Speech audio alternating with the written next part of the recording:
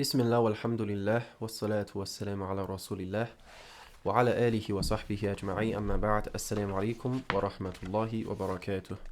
Dear brothers and sisters, welcome to the 20th episode of the Ramadan series, The Daily Revival, presented by Serving Islam team and your brother Isama. Just another sleepless night. The Anxiety and Depression Association of America reported that over 40 million Americans suffer from chronic long-term sleep disorders, and an additional 20 million report sleeping problems occasionally. And I think this is not exclusive to America. I live in China and I often hear from people that they have problems with sleeping, either difficulties in falling asleep in the first place, or nightmares and low quality in sleep, or other kinds of problems. I think this is becoming a universal problem. Truly, the word of sleep is certainly very mysterious, one which Allah subhanahu wa ta'ala mentions in the Quran alongside death. Commenting on this, Imam al-Qurtubi rahmahullah said, النوم والموت يجمعهما انقطاع تعلق الروح بالبدن. He said sleep and death have something in common, the separation of the soul from the body.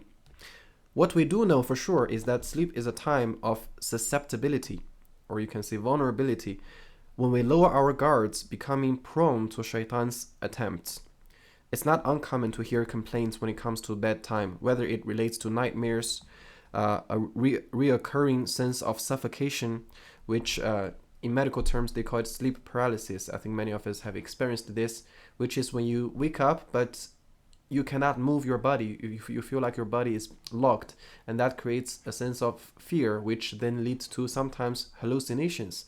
You may see someone there, or you can hear certain voices, and they're usually quite frightening.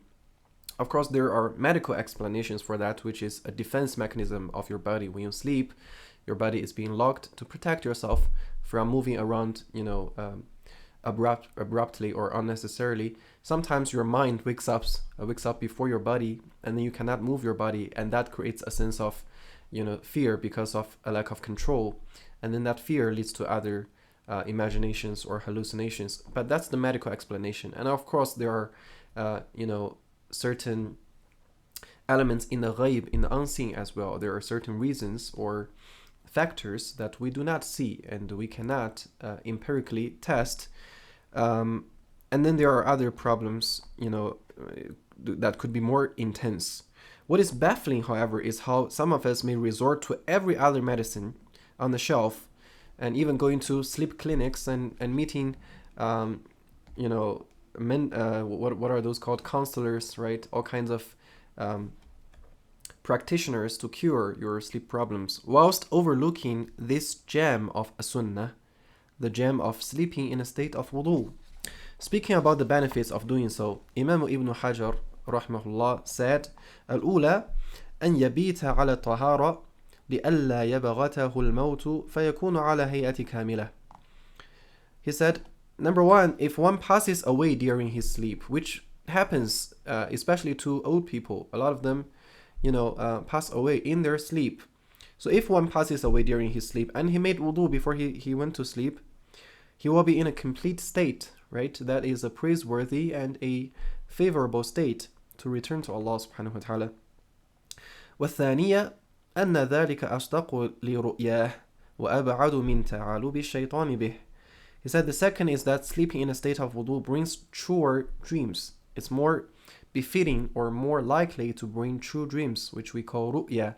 So in Islam, there are certain dreams that are inspired by Allah subhanahu wa ta'ala and that are beneficial to you, to your dunya and to your akhirah.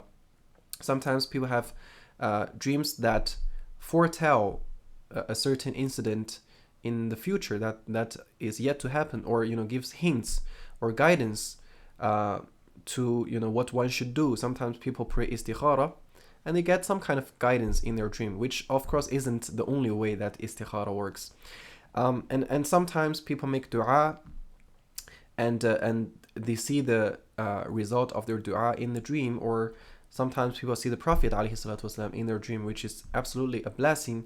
And all of these like beneficial dreams that are inspired by Allah subhanahu wa ta'ala is called a ru'yah, you can say a vision. And in a hadith recorded by Al-Bukhari, the Prophet ﷺ told us that a true dream is a part of nubuwah, is a part of prophethood. Yani it's related to the qualities of a prophet. And he said, when the time is closer to the end, at the end times, there will be more and more truer dreams occurring to believers.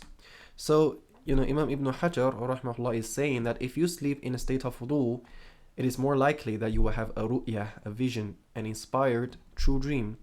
And also, it is a greater protection against being played about with by shaitan, right?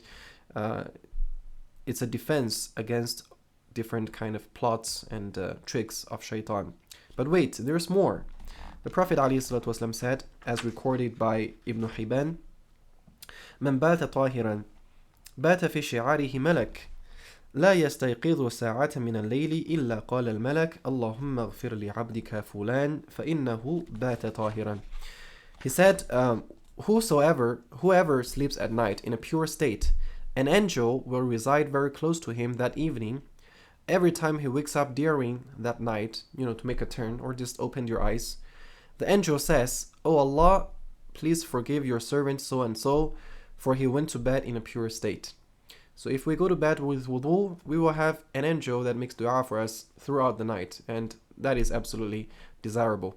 So encourage your loved ones to carry out wudu before bedtime, and do so yourself till it becomes part of your household culture. Thank you for watching this episode. Jazakumullahu khairan. Assalamu alaikum wa rahmatullahi wa barakatuh.